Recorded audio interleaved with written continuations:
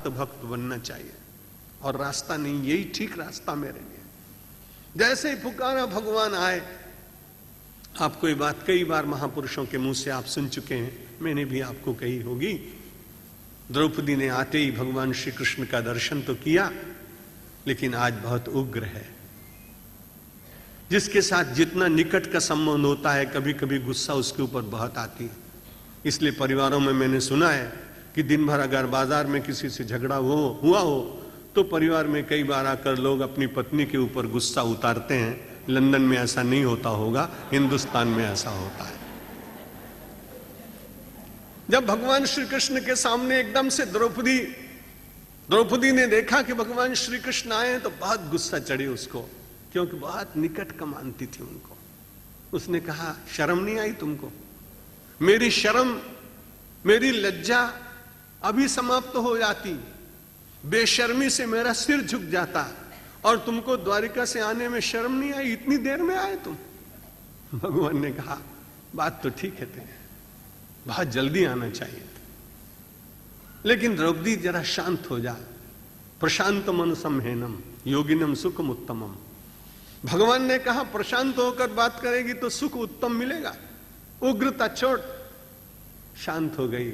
भगवान के सामने कोई खड़ा हो तो उग्रता जीवित रहती नहीं, क्योंकि परमात्मा का स्वरूप तो अत्यंत माधुर्य, सौंदर्य, प्रेम, प्रशांति, धीरता, इससे परिपूर्ण स्वरूप। यदि आप कभी बर्फ के साथ पहाड़ पर खड़े हो जाएं तो शीतलता मिलेगी, बॉयलर के सामने खड़े हो तो उबलोगे, पसीना आएगा। लेकिन परम शांति के स्वरूप भगवान। द्रौपदी शांत, बोल नहीं रही, आंखें नीची। भगवान ने कहा, अच्छा चल, डांट लिया ना, निकाल ली ना अपने मन की, बता क्या हुआ? अरे मेरी लज्जा चली जाती, इतनी देर से आया। कहा, द्रौपदी एक बात बता दे, आज तेरे साथ मुझे भी बात करने का मन हो रहा है। तूने मुझे किस नाम से पुकारा था? उसने कहा, मैंने कहा ना द्वारिका नाथ त्राहिमाम रक्षमाम। बोला, द्वारिका से हस्तिनापुर कितना किलोमीटर? उसने कहा 3000 किलोमीटर तो होगा। बोला, सुपरसोनिक में भी आता तो इतनी जल्दी ना आता, मैं इतनी जल्दी आया हूं। लेकिन पगली, जब इतनी आर्त हुई थी, इतनी व्यथा से पूर्ण हुई थी, तो द्वारिका नाथ कर कर क्यों पुकारा? अरे हृदय नाथ कर कर पुकारती तो तेरे हृदय से ही प्रकट हो जाता। तूने द्वारिकाधीश कहकर क्यों पुकारा? अरे हृदयाधीश कहकर पुकारती तो मैं तेरे हृदय से प्रकट हो जाता। आर्तो जिज्ञासु अर्थार्थी ज्ञानी च भरतर्ष।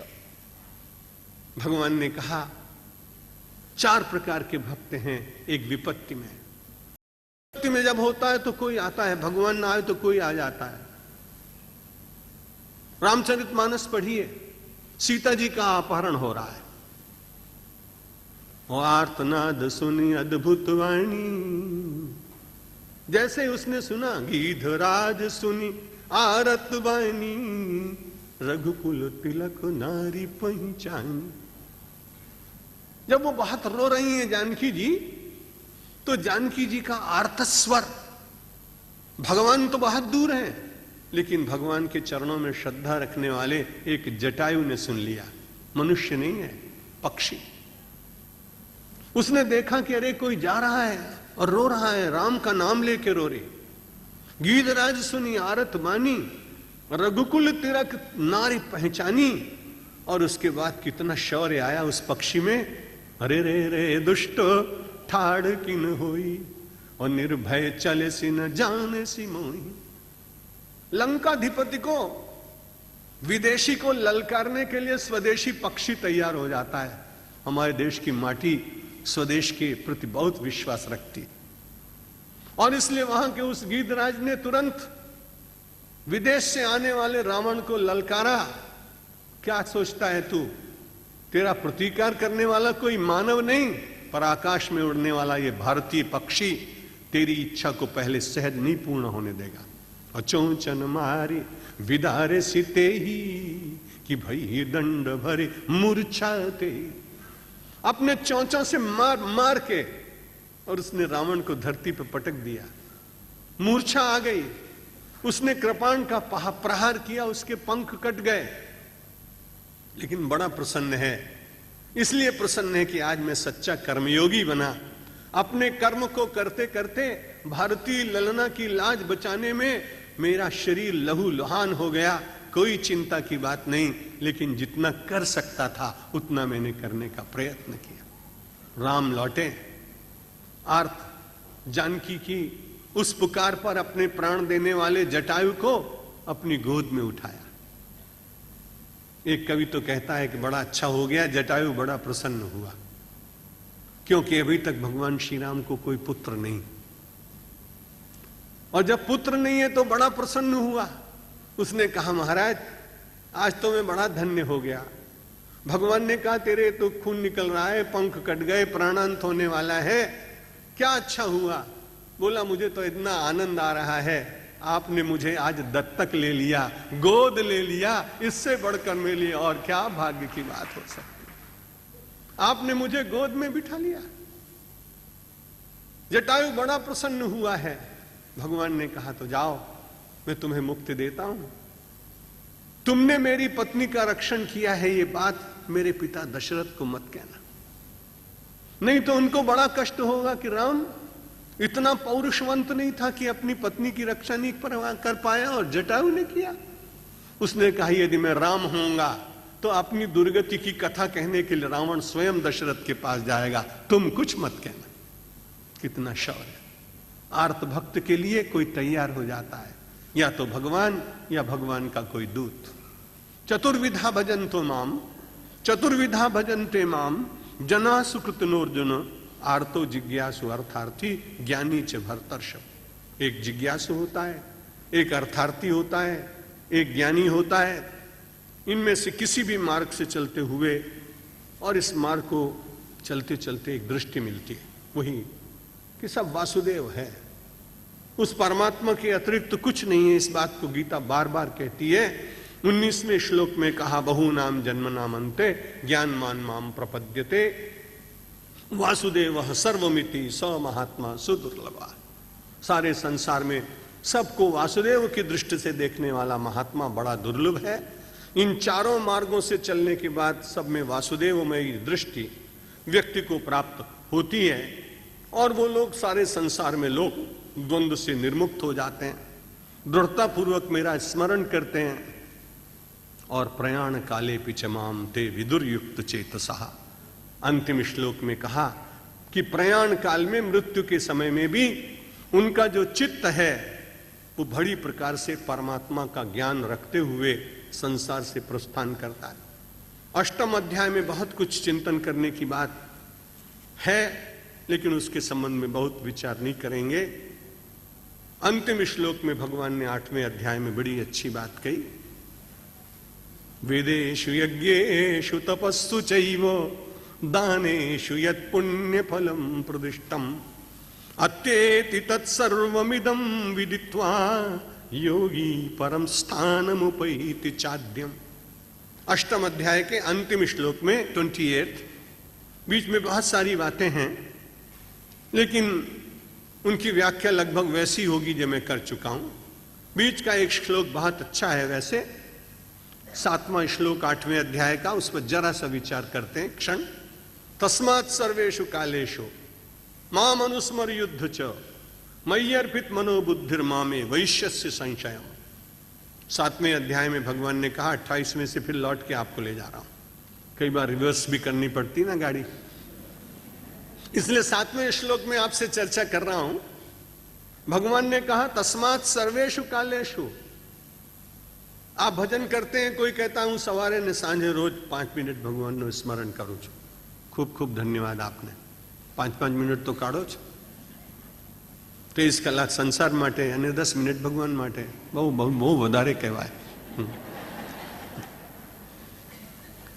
पर भगवान ये कहते हैं कि नहीं भाई, सब सुबह शाम आप करो पूजन, न करो आपकी मर्जी, लेकिन चलते फिरते सोते जागते जब जब कभी समय मिल जाए, तस्मात् सर्वेषु कालेषु, प्रत्येक काल में भगवान का स्मरण करो।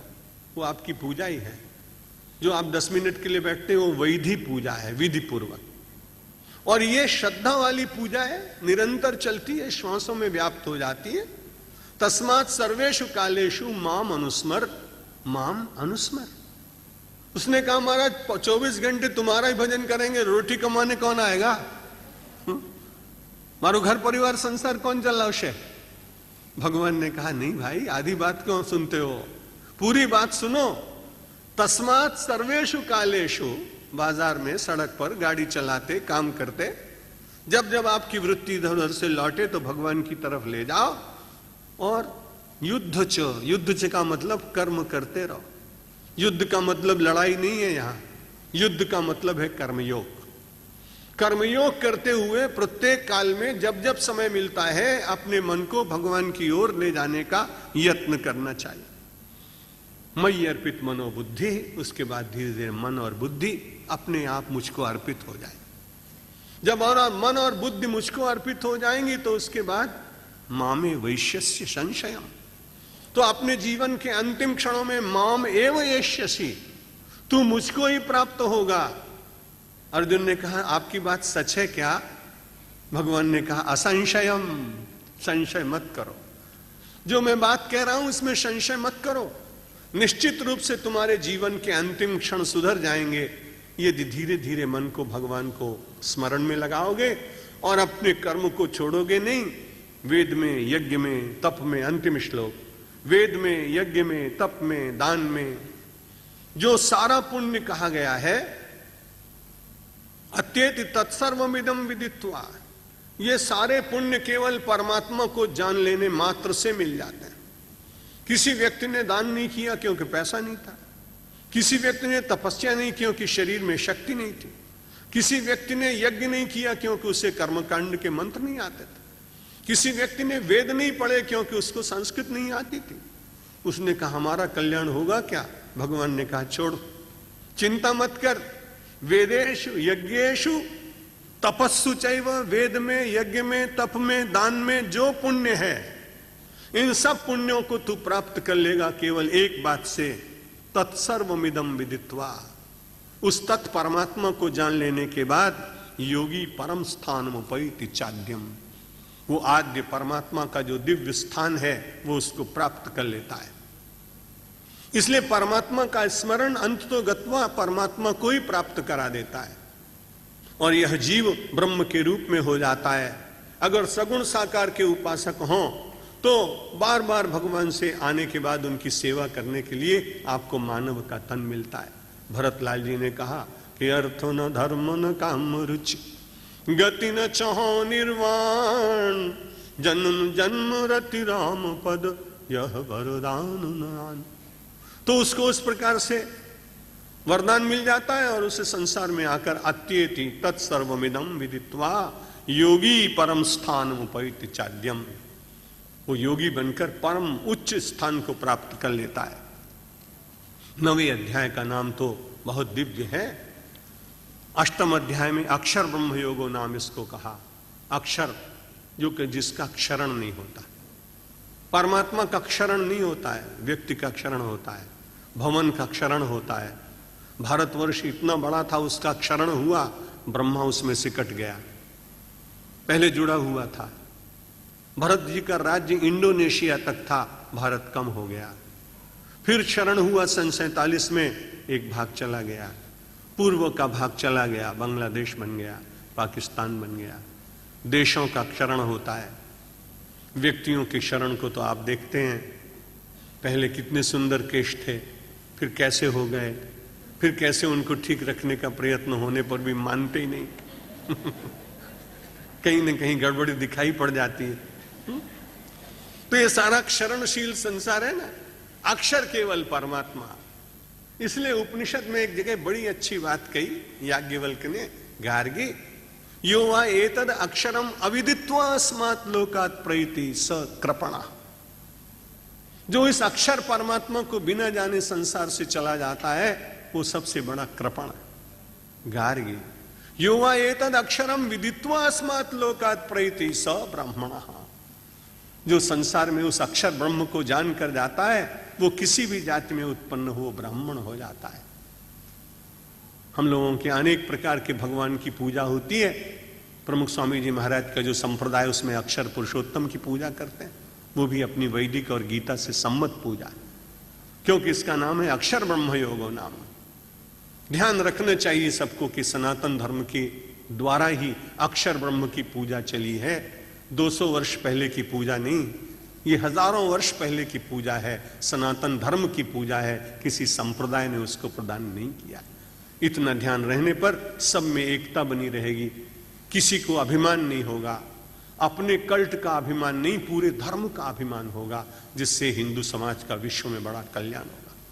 9वें अध्याय को भगवान ने कहा तो राज विद्या राज गुह्यम, इतनी बड़ी विद्या बता रहे हैं तो राज विद्या है।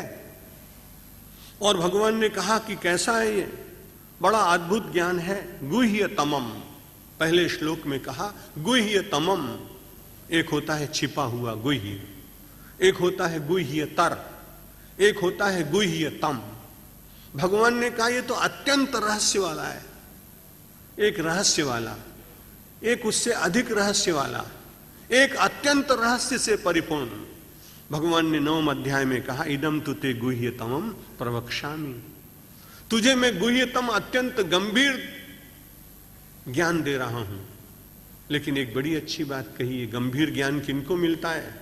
अनुसूयवे, जो लोग किसी से ईर्ष्या नहीं करते उनको मिलता है। अर्जुन के मन में बड़ी अच्छी बात है कि भगवान का साथ करते करते वासुदेव सर्वमिति जीवन में उतरने के कारण फिर किसी से ईर्ष्या नहीं होती। मुझे तो कई बार ईर्ष्या का शिकार होना पड़ता है, इसलिए मैं आजकल में सम्मेलनों में जाता नहीं। सम्मेलनों में गए, जम्मू में एक बहुत बड़ा सम्मेलन था, बहुत बड़े बड़े महापुरुष आए थे, मेरे लिए सभी वंदनीय थे। अब जब मेरा प्रवचन हो गया तो लोगों ने चिट देना शुरू कर दी, सत्यमित्रानंद को समय दीजिए, सत्यमित्रानंद को समय दीजिए। कन्वीनर बेचारे बड़े परेशानी में पड़ गए। मैंने कहा मैं बोल चुका हूं, मेरा क्रम नहीं है, मुझे समय नहीं मिलना चाहिए, जो और महापुरुष आए उनको समय दीजिए। उसने कहा साहब ये लोग मानते नहीं है, मैं क्या करूं, बाहर निकलूंगा तो ऑडियंस वाले पीटेंगे, इसलिए आपको दोबारा फिर बोलना पड़ेगा। अब जब दोबारा 15-20 मिनट बोला तो जो लोग नहीं बोले थे उनको मेरे प्रति ईर्ष्या हो गई कि इतना अच्छा क्यों बोलता है जिसको दोबारा टाइम मिल गया और हमको मिला नहीं। तो मुझे कई बार इस प्रकार के अनुभव होते, इसलिए मैंने सम्मेलनों में जाना बंद कर दिया। यहां भगवान का साथ करते करते अर्जुन को बड़ा लाभ हुआ। अनुसूयवे, किसी के साथ ईर्ष्या नहीं, इसलिए भगवान ने कहा मैं तुझे ये गुह्यतम ज्ञान दूंगा। यदि तू किसी के प्रति असूया करता, किसी के गुणों को देखकर, किसी की उन्नति देखकर, किसी की संपत्ति देखकर, किसी की वैभव और प्रतिभा देखकर तेरे मन में ईर्ष्या जग जाती और उसकी तू निंदा में प्रवृत्त हो जाता, तो मैं अर्जुन तुझे ये ज्ञान न देता। इसलिए मैं तुझे ये गुह्यतम ज्ञान दे रहा हूं। और कैसा ज्ञान है? ज्ञानम विज्ञान सहितम। आज भगवान ने एक अद्भुत बात कही कि देख तुझे ज्ञान भी दूंगा और विज्ञान भी दूंगा। जब किसी वस्तु का विज्ञान होता है तो उसके भीतर की वस्तुएं ज्ञात हो जाती हैं। ज्ञान के द्वारा ऊपर का ज्ञान होता है, विज्ञान के द्वारा उसमें छिपे हुए रहस्यों का प्रगटीकरण होता है। अध्यात्म अपने आप में एक अद्भुत विज्ञान है, क्योंकि विज्ञान के द्वारा धरती, जल, आकाश, पृथ्वी और अग्नि को जानते हैं, और अध्यात्म के विज्ञान के द्वारा अपने आप को जानते हैं। अपने आप को जानना बाहर की वस्तुओं की जानने की अपेक्षा बड़ा होता है। इसलिए अध्यात्म अपने आप में बड़ा विज्ञान, उसमें भी उतनी साधनाएं, उतने ही प्रकल्प, उतने ही मार्ग हैं और उतनी ही समय लगाना पड़ता है, बुद्धि की एकाग्रता लानी पड़ती है। भगवान ने कहा ये राज विद्या का ज्ञान पवित्रमिदम उत्तमम। दूसरे श्लोक में कहा बहुत पवित्र है जो मैं तुझे कहूंगा। और इन सारे मार्ग को बताते हुए उन्होंने कहा कि भैया मिलता कैसे है, किसको मिलता है? तो भगवान ने वहां 14वें श्लोक में कहा सततम कीर्तयन्तो माम यतन्तश्च दृढ़व्रताः। 14वां नंबर का श्लोक है, 14 चैप्टर 9। सततम कीर्तयन्तो माम यतन्तश्च दृढ़व्रताः नमस्यन्तश्च माम भक्त्या नित्य युक्ता उपासते। भगवान ने कहा जो मेरा सतत कीर्तन करते हैं। अभी ध्यान और पूजन की बात बता रहे थे, अब भगवान ने कहा कुछ लोग ऐसे हैं जो भक्ति वेदांत जी का उपासक है, दिन भर कीर्तन ही करते हैं। कुछ ऐसे हैं जो भगवान के गुणानुवाद का कीर्तन करते हैं। भागवत की कथा, रामायण की कथा, ये भगवान के गुणानुवाद का कीर्तन है। और भगवान के नाम का ये नाम कीर्तन है। उन्होंने कहा जो लोग सतत रूप से भगवान के गुण अथवा नाम का कीर्तन करते हैं और यतंतश्च, और अपने मन को शुद्ध करने के लिए प्रयत्न करते रहते हैं। कितना होता है इस बात की चिंता नहीं। यतंतश्च, गीता प्रयत्न करने पर विश्वास करती है। और दृढ़व्रता, फिर जो जीवन के नियम बनाए उनको तोड़ता नहीं, उनमें दृढ़ता पूर्वक रहता है, व्रती बन जाता है। लेकिन साथ साथ में भगवान से प्रार्थना करता है सफलता देना। नमस्यंतश्च, बार बार विनम्र होकर परमात्मा को प्रणाम करता है। और फिर भक्ति भी करता है कि भगवान मेरी कोई सामर्थ्य नहीं, मैं तो आपकी शरण में हूं, इसलिए आपका गुणगान गा रहा हूं। एक आदमी बार बार किसी के दरवाजे पे जाता था, करोड़पति आदमी था, रोज उसको धक्का दे देता था। 10-15 दिन के बाद उसको दया आई कि ये मानता तो है नहीं। ड्राइवर से बोला मैं तो अपना पर्स भूल गया, निकाल के 10 रुपए दे देना यार, रोज माथा कूट करे छे, आप ही दो ना। 10 रुपए दे दिए। उससे किसी ने पूछा यार तुझे तो 10 रुपए मिल गए, तू तो 1 रुपए के लिए गया था। उसने कहा तुम्हें मालूम नहीं कि द्वार धनी के पड़े रहो और धका धनी को खाए, तो कबहू धनी निवाजई जो दर छाड़ी न जाए। जो दर को छोड़ के न जाएगा तो धनी परमात्मा परम धनी निवाजई, कभी दया करेगा। भगवान नमस्यंतश्च माम भक्त्या, प्रणाम करेगा, भक्ति करेगा। और नित्य युक्ता उपासते सततम, सदा भगवान की उपासना करता रहेगा। और उपासना करते करते भगवान से कहेगा। भगवान के प्रसंग में आपसे ये बात निवेदन की जा रही थी कि भगवान को नमस्कार करते हुए, उन पर विश्वास रखते हुए हम सब लोगों को अपने जीवन की यात्रा परिपूर्ण करने का यत्न करना चाहिए। यदि भगवान के आश्रम में व्यक्ति बना रहे तो निश्चित रूप से कभी न कभी भगवान को भी ऐसा लगेगा कि ये निरंतर मेरे सामने मुझे देखता है, मुझे भी इसे देखना चाहिए। यो माम पश्यति सर्वत्र सर्वम च मयि पश्यति तस्याहम न प्रणश्यामि सच में न प्रणश्यति। भगवान ने कहा कि वो मेरी दृष्टि से ओझल नहीं होता और मैं उसकी दृष्टि से ओझल नहीं होता। 8वें अध्याय तक हम सब लोग बात कर रहे थे। बहुत जल्दी जल्दी फिर आपसे चर्चा करनी। 8वें अध्याय से हम 9वें अध्याय में पहुंचे थे और 9वें अध्याय में आपसे ये चर्चा की जा रही थी कि भगवान राज विद्या का गुह्य उपदेश भगवान श्री कृष्ण अर्जुन को दे रहे हैं। जितनी बातें थीं उनमें गुह्यतम बात उन्होंने कही। और सारे संसार में सारे विश्व का रचयिता वही है, ये बात मस्तिष्क में रहनी चाहिए। 9वें अध्याय के 17वें श्लोक में एक बड़ी अच्छी बात भगवान ने कही। पितामहस्य जगतो माता धाता पितामह। असल में वो रुदन कर रहा है इसलिए कि उसको पितामह दिखाई पड़ रहे हैं ना, भीष्म पितामह। उसको परिवार के सब लोग दिखाई पड़ रहे हैं इसलिए वो पहले अध्याय में रो रहा था। बीच बीच में संशय उसके अभी तक जगते रहते हैं, इसलिए भगवान ने कहा कि तुम भीष्म पितामह के लिए रोते हो, ये ठीक बात नहीं, क्योंकि उनके पितामह का पितामह भी मैं ही हूं। पितामहस्य जगतः, अगर जगत का मैं पितामह हूं तो जगत के भीतर भीष्म पितामह आए कि नहीं आए? अभी तक अर्जुन ऐसा ही मानता था कि भीष्म पितामह ही सबसे बड़े पितामह, लेकिन आज इन्हें खबर पड़ी कि तो बाप नो बाप न बाप नो बाप। आज ये पता लगा उनको कि आज अरे भगवान जिनके साथ मैं बात कर रहा हूं ये तो पितामह का भी पितामह है। पितामहस्य जगता माता धाता पितामह। मैं जगत का पितामह हूं, जगत की माता हूं। और कभी कभी किसी की माता नहीं होती है तो उसको कोई पालन पोषण करती, उसको धाय कहते हैं। भगवान ने कहा यदि किसी की माता नहीं तो उसकी धाय बनकर मैं उसकी सेवा करता हूं, उसे वात्सल्य देता हूं। अंग्रेजी की भाषा में समझ लें तो नर्स बनकर आपकी सेवा करती है परमात्मा। पितामह जगतो माता धाता पितामह वेद्यम पवित्र ओंकार ऋक्साम यजुरेव च। और पवित्र ओंकार भी मैं ही हूं। जिन वेदों के द्वारा उपासना की जाती है वो यजुर्वेद, ऋग्वेद, सामवेद, ये सब चारों वेद मैं ही हूं। कल मैं परसों निवेदन कर चुका हूं, जब कभी भगवान ऐसी बात करते हो तो ये मत समझिएगा कि वो नटवर नागर बोल रहे हैं या बाके बिहारी बोल रहे हैं या कदम के नीचे खड़े होकर मुरली वादन करने वाले मुरली मनोहर बोल रहे हैं। ये उनका एक दूसरा स्वरूप, वो भी बड़ा अत्यंत कमनीय है, भक्तों के लिए बहुत आनंद देने वाला है।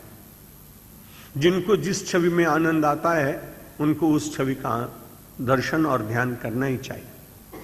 लेकिन परमात्मा कहते हैं यदि आपने उतना ही मुझको मान लिया तो आपने मुझे सीमित कर दिया। अगर आपने बांके बिहारी मान लिया तो बांके बिहारी के मंदिर तक रहा। अगर आपने द्वारिकाधीश मान लिया तो द्वारिका के आसपास रहा। अगर आपने वृंदावन बिहारी मान लिया तो वृंदावन की लताओं और कुंजों में रहा। यदि आपने माखन चोर मान लिया तो मटकियां ही फोड़ता रहा सारी जिंदगी, वहां से निकलूंगा कैसे? इसलिए भगवान ने कहा वो तुम्हारा बहुत सुंदर बाल्य जो मेरा स्वरूप है उसका एक अपना आनंद है, उसे जरूर ग्रहण करो, लेकिन विवेक और बुद्धि से परमात्मा को व्यापक बनाने का प्रयत्न करो। और वही व्यापक परमात्मा जो आपके चित्र में मुरली मनोहर के रूप में खड़ा होगा, वही परमात्मा आपसे कहेगा कि मैं पितामह हूं विश्व का, मैं सारे संसार का धाता हूं, मैं त्राता हूं, मैं सारे संसार में वेद की ऋचाओं में जिनका वर्णन किया जाता है वे वेद की ऋचाओं के वर्णन करने वाले ऋषि जिसका वर्णन करते हैं वो भी मैं हूं और वेद भी मैं ही। यदि इस दृष्टि से आप विचार करेंगे तो परमात्मा आपको सर्वत्र दिखाई पड़ेगा। हमारी बड़ी कठिनाई है सारे विश्व के लोगों की कि परमात्मा को किसी ने अपने गुरुद्वारे में कैद कर दिया और किसी ने अपने मंदिर में उसे बंद कर दिया, किसी भक्त ने उसे मस्जिद से बाहर नहीं निकलने दिया, तो चौथे ने कहा कि हम तुमको केवल रविवार के दिन खोला करेंगे, बाकी 6 दिन तक तुम चर्च के भीतर बंद रहो। किसी ने परमात्मा को चर्च में, किसी ने मंदिर में, किसी ने मस्जिद में, किसी ने गुरुद्वारे में, इन सब के भीतर उसको बंद कर दिया। और भगवान बड़े प्रसन्न है कि भाई आपको मेरे को बंद बनाने में, बंद करने में अगर सुख मिलता है तो मैं बंद हूं, कोई चिंता की बात नहीं। लेकिन यदि आप बंधन से मुक्त होना चाहते हैं तो मुझको भी मुक्त करिए और आप भी मुक्त हो जाइए। मंदिर में तो दर्शन अवश्य करिए, अपने अपने देवालय में, लेकिन देवालय से बहुत दूर तक परमात्मा है, विश्व के प्रत्येक कण कण में, अणु अणु में व्याप्त है। ऐसी कोई स्थिति नहीं और ऐसा कोई स्थान नहीं जहां परमात्मा की उपस्थिति ना हो। यह बात समझ में नहीं आई थी। एक बार एक विद्यार्थी को अपने गुरु से पूछा परमात्मा कहां है? उन्होंने कहा परमात्मा सर्वत्र है। बोला परमात्मा सर्वत्र है तो दिखता क्यों नहीं? तो उन्होंने कहा बेटा कल सवेरे अपनी माता से 5 किलो दूध ले आना। बड़ा मन में विचार में पड़ गया कि कहां तो परमात्मा का दर्शन कराने की बात और कहां गुरुजी ने कहा कि 5 किलो दूध ले आना। बात करते करते शायद कल खीर खाने की इच्छा हुई होगी, इसलिए कहा दूध ले आना। जिसकी जहां तक दौड़ होती उसको वहीं तक सूझता है। इसलिए उसने दूसरे दिन अपनी माता से कहा कि आज गुरुदेव के लिए दूध ले जाऊंगा। जब वो दूध ले आया, वो जानता था कि गुरुदेव ने मंगाया तो 1 किलो शायद मुझे मिले, 4 किलो रख लेंगे। प्राय ऐसा आजकल गुरु लोग करते रहते हैं, क्या किया जाए, बड़ी तकलीफ की बात है। लेकिन वहां तुरंत गुरुदेव ने कहा कि नहीं, ये सारा दूध तुम ही रखो, डालो इसको एक परात में। परात में दूध रख दिया। विद्यार्थी से कहा बेटा इसमें घी ढूंढो, कहां घी कहां है? उसने कहा महाराज घी इसमें तो होना तो चाहिए। तो उन्होंने कहा घी इसमें है कहां, तुम बताओ ना। बोले महाराज इतने ज्ञानी होकर आप पूछते हैं घी, तो घी प्राप्त करने के लिए तो इसको फिर गर्म करके दही बनाना पड़ेगा। दही बनाने के बाद इसको मथना पड़ेगा। मथने के बाद इसमें से नवनीत बटर निकलेगा। उसको गर्म करने के बाद घी बनेगा। गुरु ने प्रश्न किया तो तुम बताओ कि इस दूध में घी है कि नहीं। हाँ महाराज दूध में घी है। तो दिखता क्यों नहीं? अगर दूध में घी है तो दिखना चाहिए ना। उसने कहा कैसी बात करते हैं, अरे दिखने के लिए तो सारी जितने प्रोसेस है ना, जितनी प्रक्रिया है, इसको पूर्ण करना पड़ेगा। गुरुदेव ने कहा परमात्मा सब जगह है, लेकिन जैसे तेरी माँ ने दूध गर्म किया और उसे जमाया दही, तू भी अपनी वृत्तियों को जमा दे एकाग्र में, एकांत में। और जैसे तेरी माँ ने मथानी चलाई, वैसे चिंतन की मथानी चला तो विवेक का नवनीत निकलेगा, और नवनीत को और अपनी प्रज्ञा से उष्णता देने के बाद सारे संसार में तुझे परमात्मा दिखने लगेगा। जैसे दूध में व्याप्त है घी, वैसे विश्व में परमात्मा दिखेगा। इसलिए परमात्मा ने कहा उस व्यापक परमात्मा को भी देखो और अपने अपने इष्ट देव भगवान को भी देखो। बहुत सुंदर चर्चा करते करते उसने कहा महाराज ये आपका दर्शन होगा कैसे, कोई मार्ग है क्या सरल? तो उन्होंने कहा है अनन्यास चिंतयन्तो माम ये जनाः पर्युपासते। जो परमात्मा को चारों ओर से भली प्रकार उसका दर्शन करने का प्रयत्न करते हैं, परितः चारों तरफ से। ऐसी उपासना नहीं कि हाथ से उपासना हो गई तो माला तो कर में फिरे और मनुआ तो जगमाए। हाथ से उपासना हो रही है कि नहीं? माला तो कर में फिरे और मनुआ तो जगमाए। कबीरा साची यूं कहें ये तो सुमिरन नाय। उन्होंने कहा ये तो हाथ का सुमिरना हुआ, चलना हुआ, क्रिया हुई। पर्युपासते का मतलब कि बार बार उन्हीं परमात्मा के संबंध में चिंतन करना। उपासना का अर्थ होता है निकट बिठाना। उस परमात्मा को जिसे हम बहुत दूर देखते हैं, जिसे हम किसी एक मंदिर, मस्जिद, गुरुद्वारा, चर्च में देखते हैं, उस परमात्मा को इतने निकट लाएं, इतने निकट लाएं कि ऐसा लगे कि वो मुझसे दूर है ही नहीं। अनन्यास चिंतयन्तो मान। लेकिन बड़ी अच्छी बात कही कि जब भगवान की उपासना करो फिर दूसरे की उपासना ना करो, दूसरों के साथ व्यवहार निभाओ, पर उपासना की दृष्टि से निरंतर अपने मन को परमेश्वर की ओर ही बार बार ले जाने की चेष्टा करो। न अन्यः इति अनन्यः। अनन्य कौन? जो दूसरे को न माने, पूरी तरह से अपने को परमात्मा में समर्पित कर दे। तो उसने कहा महाराज चलो आपकी बात मानता हूं, अर्जुन बड़ा बुद्धिमान है, मेरा और आपका ठीक प्रतिनिधि है। उसने कहा कल से मैं अनन्य भाव से और आपका चिंतन प्रारंभ कर देता हूं, आपकी उपासना प्रारंभ कर देता हूं, और मेरा समय तो पूरा लग गया आपकी उपासना में। फिर मेरे घर के लोगों का क्या होगा, मेरा क्या होगा? भगवान ने कहा यदि तुम सचमुच ऐसी उपासना करोगे तो मैं तुम्हें गारंटी देता हूं, विश्वास दिलाता हूं, तेषाम नित्याभियुक्ता नाम, ऐसे नित्य जुड़े हुए लोगों के लिए योगक्षेमम वहाम्यहम्, मैं उसका योगक्षेम में चलाता हूं। आप सब बड़े बुद्धिमान लोग हैं, पैसा जमा कर देते हैं, प्रीमियम भरते रहते हैं, इंश्योरेंस वालों पर बड़ा विश्वास होता है। भगवान कहते हैं मैं भी तो वैसा ही विश्वास दिला रहा हूं, मुझ पर भी थोड़ा विश्वास करो। और यहां तो पैसा देने की बात नहीं, यहां तो केवल श्रद्धा पूर्वक उस परमात्मा को अपने निकट बिठाने की बात। निकट बिठाने की बात है बुद्धि को बार बार ये बताना कि जिस जगत में है इसमें काम करना है। लेकिन इससे भी एक परे जगत है जहां हम सब लोगों को जाना है, और उस जगत में केवल परमात्मा की उपासना से ही व्यक्ति का काम चलता है। मैं एक बार लौट रहा था ऑस्ट्रेलिया से, सिंगापुर में एयर इंडिया का विमान ऐसा खराब हुआ कि सूचना दी गई कि अगले 24 घंटे तक नहीं मिल पाएगा, केवल 24 घंटे। अब सब यात्री इधर उधर घूमने लगे। मुझे बंबई में हर्षद भाई को सूचना देनी थी कि आप मत आइए क्योंकि मेरा विमान नहीं आ पा रहा है। मेरी कठिनाई थी कि मेरे पास ऑस्ट्रेलियन डॉलर तो थे, लेकिन वहां सिंगापुर में कोई स्वीकार करने को तैयार नहीं। इसलिए किसी आदमी ने कहा कि यहां पर एक्सचेंज का एक काउंटर है, आप वहां जाइए और वहां जाएंगे तो आप ऑस्ट्रेलिया का डॉलर ले लीजिए और सिंगापुर का डॉलर आपको मिल जाएगा।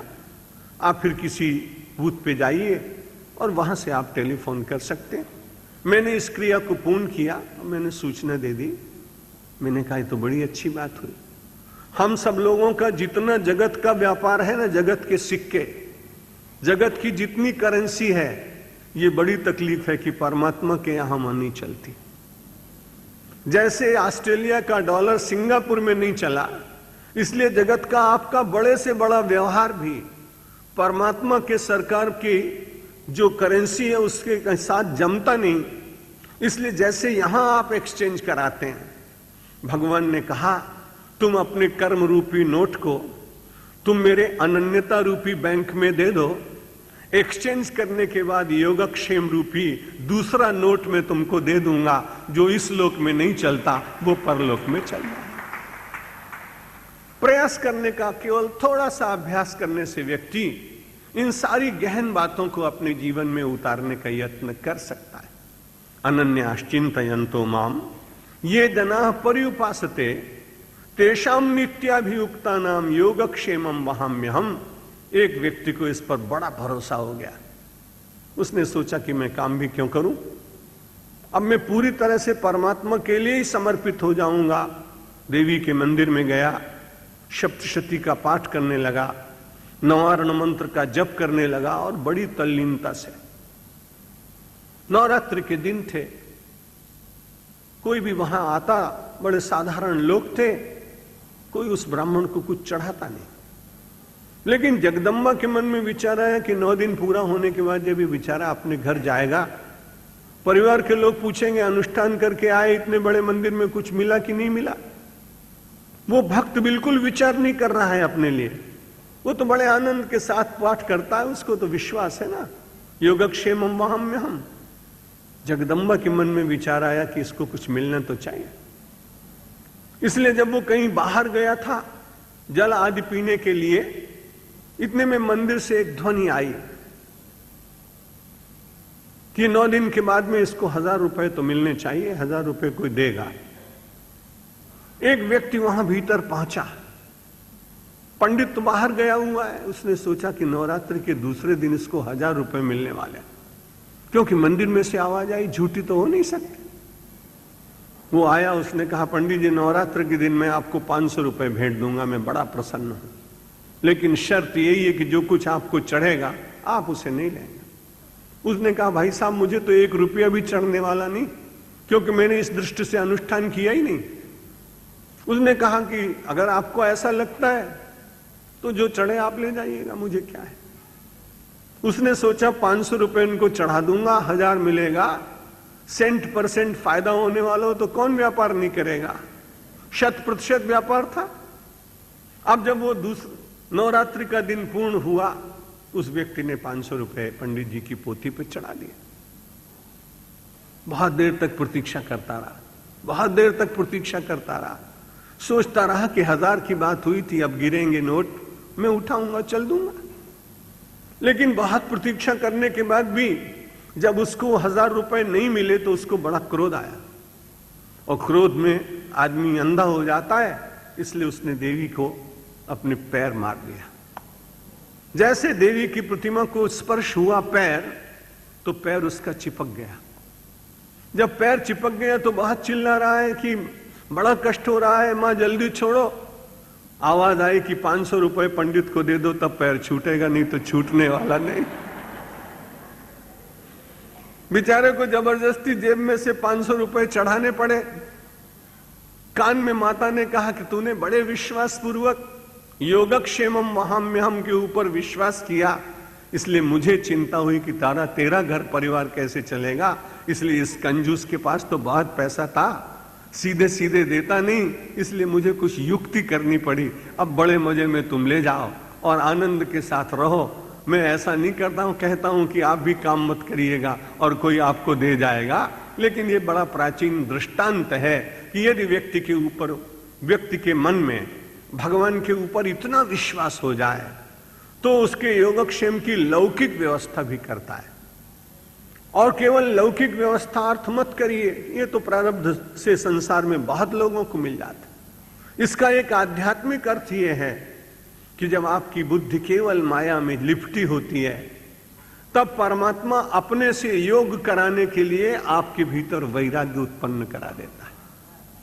जब आपके भीतर वैराग्य उत्पन्न होता है तो आपके जीवन का संरक्षण कैसे चले, तो आपके जीवन में उस वैराग्य के द्वारा ज्ञान प्राप्ति के दिव्य उपायों का सर्जन वो भी परमात्मा कर देता है। लोक की दृष्टि से और अध्यात्म की दृष्टि से, जिस दृष्टि से भी आप जानना चाहें, एक बार अनन्यता भगवान के चरणों में होनी चाहिए, भगवान के प्रति होनी चाहिए। मैं जगत में जरूर कार्य करूंगा, पुरुषार्थ करना बंद कभी मत करना, क्योंकि गीता कर्मयोग शास्त्र, और उसके साथ में कर्मयोग को, कर्म को शुद्ध रखने के लिए परमात्मा ने बड़ी कृपा करके और बीच बीच में भक्ति और उपासना की बातें कह दी हैं, जिससे आदमी का मन तरल बना रहे। यदि व्यक्ति भक्ति नहीं करता है तो उसका शरीर, जो जीवन है, वो शुष्क और नीरस हो जाता है, और नीरसता संसार में किसी को अच्छी लगती नहीं। अगर नीरसता होती तो परमात्मा ने इतना पानी क्यों बनाया होता? कभी आपने विचार किया? भूगोल आपने पढ़ा होगा, उसमें 3/4 पानी है और केवल धरती 1/4 भाग है। मैंने एक दिन विचार किया कि परमात्मा ने 3/4 भाग में जल क्यों बनाया, तो भीतर से उत्तर मिला कि आदमी को रसपूर्ण जीवन चाहिए और ये जल रस का स्वरूप है, इसलिए परमेश्वर ने इतना अधिक जल दिया। अपने जीवन की नीरसता का निरसन करने के लिए हम सब लोगों को अनन्य भाव से भगवान के चरणों में प्रीति करनी चाहिए। उसने कहा, महाराज अनन्य भाव से आपकी भक्ति करें तो भी कुछ करना पड़ेगा क्या? तो भगवान ने कहा कि तुम 26वें श्लोक में देख लो क्या करना पड़ेगा, कि पत्रम पुष्पम फलम तोयम यो मे भक्त्या प्रयच्छति तदहम भक्तु प्रहर्षणम अश्नामि प्रयतात्मनः। अगर आप बहुत धनी आदमी हैं तो आप सोने की थाल में भगवान के लिए व्यंजन बनाइए, जाइए नाथ द्वारा में 56 भोग लगवाइए, बड़ा अच्छा है। लेकिन किसी आदमी ने कहा मैं अनन्य भाव से भक्ति करूंगा लेकिन मैं पैसा वाला नहीं हूं, तो भगवान ने कहा देख ऐसा कर, जब ज्यादा बहुत गरीबी आ जाए, एक महात्मा ने इसका नया अर्थ किया, वो मैं बता रहा हूं। अभी तक आप यही समझते रहे कि तुलसी का पत्र चढ़ा दीजिए, बिल्व पत्र चढ़ा दीजिए, मैं भी ऐसा ही मानता था। लेकिन जब फिर से इसके ऊपर विचार किया एक संत के साथ, तो उसने कहा कि नहीं भाई, आदमी को कहीं जाना ही न पड़े और वो खाली पत्रम, भगवान को लेटर लिख दे। आप पत्र को क्या कहते हैं? पत्र कहते हैं, संस्कृत में उसे पत्रम कहते हैं। भगवान ने कहा अरे तुलसी दल भी मत तोड़ के ला और बिल्व पत्र भी मत ला, तू तो खाली इतना कर कि जब तेरे को बहुत इच्छा हो जाए अनन्य भाव से तो मुझको एक बहुत अच्छा लेटर लिख दे, पत्रम। फिर उसने कहा महाराज पत्र से आप नहीं आए तब क्या होगा? तो उसने कहा फिर ऐसा करना, प्रतीक्षा करना थोड़ी, जब बादल आए ना बहुत नजदीक नजदीक, तो उसमें से जल जब बरसने लगे तो उन तोयम, उस पानी से कह देना कि मेरा संदेश भगवान को दे दे। वसंत की ऋतु आ जाए तो खिलते हुए फूलों से कह देना कि मेरा संदेश भगवान को कह देना। पत्रम पुष्पम, फलों से कह देना, जल से कह देना। दूसरा अर्थ महापुरुष ने किया कि आपको यदि बहुत मूल्यवान वस्तुएं उपलब्ध नहीं है तो तुलसी दल मात्रेण और जलेन चुलुकेन च। भगवान कितने में प्रसन्न होता है? गिलास दो गिलास नहीं चाहिए, हमारे यहां हिंदी में उसको कहते हैं चुल्लू भर पानी, थोड़ा सा अंजुलि भर के, एक अंजुलि जल और तुलसी पत्र। और इसीलिए आपने देखा कि जब सूर्य की उपासना करते हैं तो प्रायः सूर्योपस्थान करते समय आदमी के पास जलपात्र भी हो तो वो अंजलि से ही भगवान सूर्य को जल अर्पित करता है। नहीं तो हो सकता है कि लोग अपना ड्रम उठा लाएं, उसमें भर के भगवान को अर्पित करें। बड़ी सुविधा हो तो रबड़ का पाइप लगा ले, हाथ में पकड़ ले, घंटों उसमें से पानी डालते रहो, आदित्याय नमः भास्कराय नमः बोलते रहो, कौन मना करता है। लेकिन जब सूर्योपासन संध्या में करते हैं तो उसमें जगतस्तु खश्च जब बोलते हैं तो अंजलि से लेकर जल देते हैं, क्योंकि सबको मालूम है वैदिक युग से कि परमात्मा थोड़े में प्रसन्न होता है, दुनिया बहुत ज्यादा दो, बहुत ज्यादा दो तो प्रसन्न होती है, और निरंतर देते रहो तो प्रसन्न रहती है। आपने 99 बार दिया तो प्रसन्न है, और एक बार नहीं दिया तो फिर आपसे बोलना भी पसंद नहीं करेंगे। परमात्मा को आपने एक बार भी नहीं दिया और केवल अंजलि से जल दिया तो भी परमात्मा आपका रक्षण अव्यक्त रूप से करता रहता है। इसलिए पत्रम पुष्पम फलम तोयम यो में भक्त्या प्रयच्छति। और एक बार फर्स्ट क्लास में मैं जा रहा था, एक बड़ा कुतर्की व्यक्ति मिल गया। उसने कहा महाराज इसका अर्थ तो ये नहीं है जो आप बता रहे हैं। मैंने कहा तो आप बताओ क्या है। कहते हैं भगवान को हुक्का बहुत अच्छा लगता है, स्मोकिंग बहुत अच्छी लगती है। मैंने कहा वो कैसे। बोला पत्रम तमाकू ना पत्ता અને એના ફૂલ પણ સાથે, પછી પત્રમ પુષ્પમ એટલે નારિયેળનો પછી ફળ, પછી એમાં પાણી, હુક્કો તૈયાર થઈ ગયો ને। એટલે કે જે હુક્કો ભગવાનને અર્પિત કરે એના સાથે ભગવાન બહુ ખુશ રહે છે। मैंने कहा भाई तेरे जैसा मूर्ख संसार में कोई दूसरा मिलने वाला नहीं। कहां की बात और कहां लगाने लगे। तो लोग अपने व्यसनों के समर्थन में भी शास्त्रों का अर्थ करने में आजकल पीछे रहते नहीं। हम सब लोग चाय पीते हैं ना, एक श्लोक इसमें आया 11वें अध्याय में, सर्वस्य चाहम। हिंदी में हम सब लोग उसको चाय लिखते हैं, गुजराती वाले उसको चाह लिखते हैं। तो उस आदमी ने कहा कि भगवान कहते हैं कि सारी दुनिया में सबसे अच्छी चीज क्या है, सर्वस्य चाहम। चाय से बढ़ के कुछ अच्छा नहीं। तो अपने अपने व्यसन के समर्थन में भी लोग कई बार शास्त्रों के अर्थ करते हैं, पर वास्तव में जो आचार्यों ने अर्थ किए हों, सत्पुरुषों ने अर्थ किए हों, ज्ञानियों ने अर्थ किए हों, सेंट्स ने अर्थ किए हों, सीकर्स ने किए हों, उनको ही हमें अपने जीवन में स्वीकार करना चाहिए। अनन्याश्चिंतयन्तो माम, हाँ, पत्रम पुष्पम फलम योमम यो में भक्त्या प्रयच्छति। एक बड़ी अच्छी बात कही। क्रिया तो अच्छी है, लेकिन क्रिया के साथ भक्ति न हो तो उसका लाभ नहीं होता। इसलिए जब भी कभी भगवान को ये छोटी छोटी वस्तुएं भी अर्पित की जाएं, उनके साथ भक्ति होनी चाहिए। परमात्मा भक्ति देखता है, वस्तु नहीं देखता है। हमारी बड़ी कठिनाई कि हम सब लोग जन्माष्टमी को, रामनवमी को, शिवरात्रि को, बड़े बड़े पर्वों में, कथा में, और जैसे भी खूब सजावट की गई है, धन्यवाद देता हूं टक्कर जी को।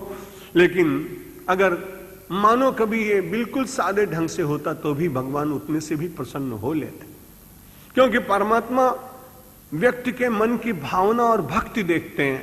इसलिए गीता ने कहा भक्त्या, भक्ति पूर्वक जो समर्पण करता है और उसके कारण में भक्ति से अत्यंत प्रभावित होने के बाद अश्नामी, उसे ग्रहण करता हूं, प्रयतात्मनः, बहुत प्रसन्न होकर ग्रहण करता हूं। पंजाब में एक धन्ना जाट हो गया है, उसकी वहां बड़ी कथा प्रचलित है। उसने केवल बाजरे का एक रोटला बनाया था, गुड़ रख दिया था, रोज भगवान से प्रार्थना करता था ग्रहण करिए। कई दिन तक ग्रहण नहीं किया, पर उसने भोजन नहीं किया। रोज विचार करता कि आज अच्छा नहीं बना है, कल अच्छा बनाएंगे। और उसकी सारी भावना उस एक छोटी सी बाजरे की रोटी में भक्तिपूर्वक इतनी समा गई कि भगवान को विवश होकर और आकर के पूछना पड़ा कि धन्ना जाट, तूने खाया नहीं? बोला महाराज मैंने आपको जब तक खाते नहीं देखा, मैं खाऊं कैसे। लोगों ने तो कहा था कि भावपूर्वक खा लेते हैं, मैं बड़ा मूर्ख हूं, मूढ़ हूं। मुझे ऐसा लगा कि भावना से आपने खाया तो मुझे कैसे पता लगेगा।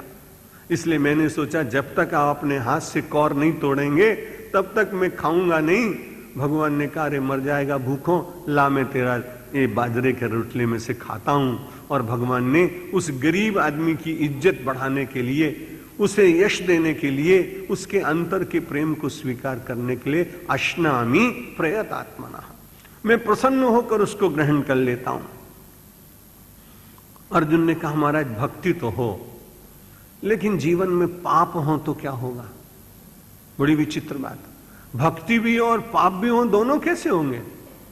उसने कहा मानो इस जन्म में उसका जीवन कुछ सुधरने लगा, लेकिन भक्ति करते करते उसको ज्ञात हुआ कि मैं पूर्व जन्म में मैंने बहुत पाप किए और उन पापों का चिंतन करके उसको बड़ी व्यग्रता और परेशानी होने लगे, बहुत वरी करने लगे, तो क्या होगा? भगवान ने कहा रे तुम चिंता मत करो। अग्रिम श्लोक में भगवान चर्चा करते हुए 29 श्लोक में कहते हैं, आपिचेत सुदुराचारो भजते माम अनन्य भाग साधुरेव समंतव्यः सम्यक व्यवसितो ही सहा। साधारण नहीं, आपिचेत सुदुराचारो, यहां सु शब्द का अर्थ लगाया। दुराचारी आदमी हुए तो ठीक बात है, लेकिन किसी आदमी ने दुराचार की सीमा ही पार कर दी हो तो उसने, और यदि वो मेरे पास आ जाए, और अनन्य भाग, फिर अनन्य शब्द का प्रयोग किया कि भजते माम अनन्य भाग। जो व्यक्ति अनन्य होकर पापी होने के बाद भी मेरा भजन करे तो पाप की चिंता नहीं करनी चाहिए। उसको यह चिंता करनी चाहिए कि पाप का मोचन करने वाला ज्यादा सामर्थ्यशील है, और भगवान का नाम है अघमोचन। अघ माने पाप, मोचन माने छुड़ाना वाला। जब भगवान का यह नाम अघमोचन है तो भगवान को भी अपने नाम की लज्जा रखने के लिए व्यक्ति को पाप मुक्त करना पड़ता है। लेकिन अनन्य भाव से भक्ति करते हुए पापी से पापी व्यक्ति भी भगवान की शरण में जा सकता है, उसे निराश नहीं होना चाहिए। बहुत लोग कहते हैं हमें कहां हमें जिंदगी सुधरवानी नहीं, केम 70-80 वर्ष सुधी तो मैं पाप કર્યા છે। भगवान कहते हैं अरे तुम 90 वर्ष तक करो ना, 80 वर्ष की क्या बात। लेकिन उसके बाद जब सुधरो तो ऐसा सुधरो कि अनन्य भाव से भगवान का स्मरण करते हुए, और फिर उसके बाद कहो कि अब मैं पाप नहीं करूंगा, क्योंकि आप भगवान के पास पहुंच गए। जब पहुंच गए तो भगवान कहता है कि अब मैं तुम्हारे दुराचार को नहीं देखूंगा।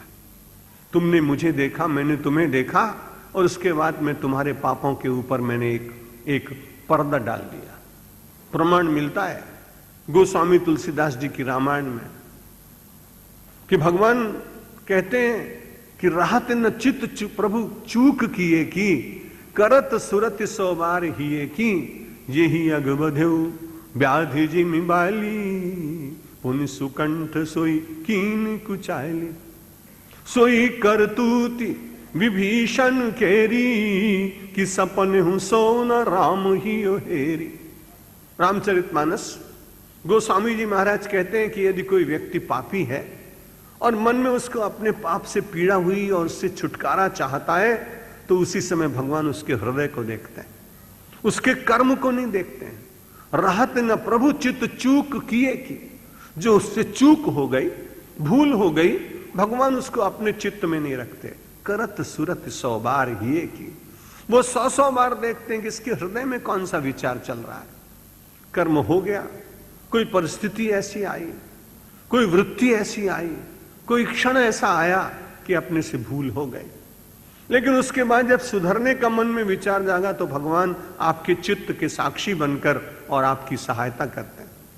बाली ने कुछ अपराध किया था, वैसा ही अपराध भूल से सुग्रीव से भी हो गया।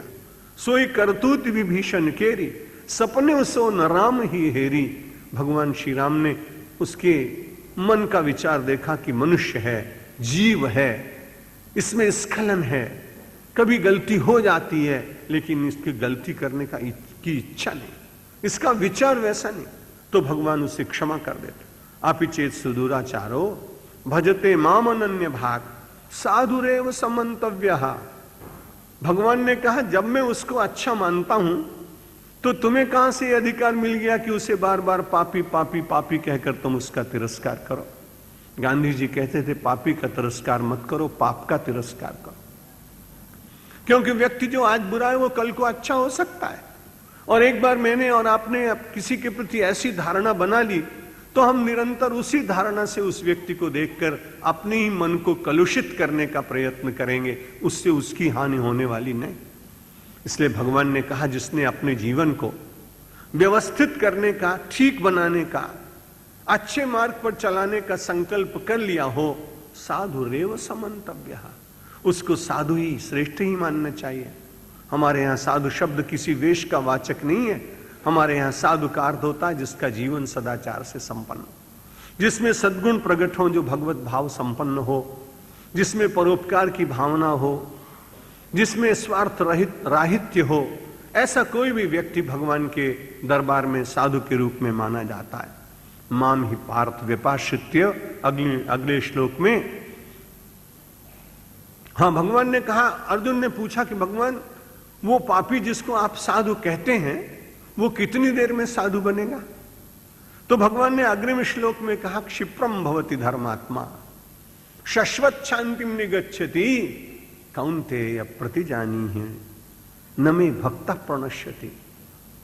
अर्जुन को बार बार भगवान विश्वास दिलाते हैं, बार बार प्रतिजानी ही, मुझ पर विश्वास करो कि वो व्यक्ति जिसने पाप को छोड़कर भगवान की ओर चलने का संकल्प कर लिया, क्षिप्रम भवति धर्मात्मा, वो तुरंत महात्मा हो जाता है, वो तुरंत धर्मात्मा होता है। क्षिप्र का अर्थ होता है तुरंत, बिल्कुल एट वंस, तत्काल वो हो जाएगा।